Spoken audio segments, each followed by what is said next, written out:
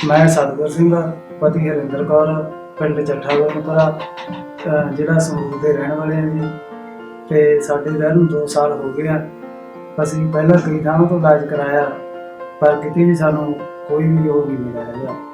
ਤੇ ਉਸ ਤੋਂ ਬਾਅਦ ਅਸੀਂ ਡਾਕਟਰ ਸੁਨੀਤਾ ਸੋਫਤੀ ਦਾ ਟੀਵੀ ਤੇ ਐਡ ਦੇਖਿਆ ਤੇ ਉਸ ਤੋਂ ਬਾਅਦ ਅਸੀਂ ਇੱਥੇ ਆਏ। ਸਾਡਾ ਇਲਾਜ ਸ਼ੁਰੂ ਹੋਇਆ ਤੇ 9 ਮਹੀਨੇ ਬਾਅਦ ਪਰਮਾਤਮਾ ਨੇ ਸਾਨੂੰ ਪੁੱਤਰ ਦੀ ਦਾਤ ਬਖਸ਼ੀ।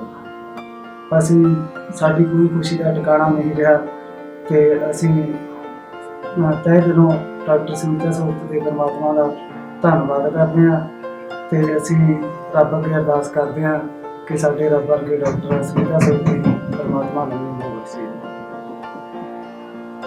ਹਰਿੰਦਰ ਕੌਰ ਵਾਈਫ ਆਫ ਸਤਗੁਰੂ ਸਿੰਘ, ਇਹ ਸਾਡਾ ਪੇਸ਼ੈਂਟ ਹੈ ਜੀ। ਇਹਨਾਂ ਦੀ 18 ਸਤੰਬਰ ਨੂੰ ਇੱਥੇ ਰਿਪੋਰਟ ਪੋਜ਼ਿਟਿਵ ਆਈ ਸੀ। ਇਹ ਪੇਸ਼ੈਂਟ ਨੇ ਬਹੁਤ ਜਗ੍ਹਾ ਤੋਂ ਇਲਾਜ ਕਰਾਇਆ। 2 ਸਾਲ ਇਹਨਾਂ ਦੇ ਵਿਆਹ ਨੂੰ ਹੋ ਗਏ ਸੀ। ਇਸ ਕਰਕੇ ਇਹਨਾਂ ਨੇ ਡਾਕਟਰ ਸੁਨੀਤਾ ਸੋਫਤ ਦੀ ਐਡ ਦੇਖੀ। ਉਸ ਤੋਂ ਬਾਅਦ ਇਹ ਸਾਡੇ ਹਸਪੀਟਲ ਆਏ। ਇੱਥੋਂ ਇਹਨਾਂ ਦਾ ਇਲਾਜ ਚੱਲਿਆ।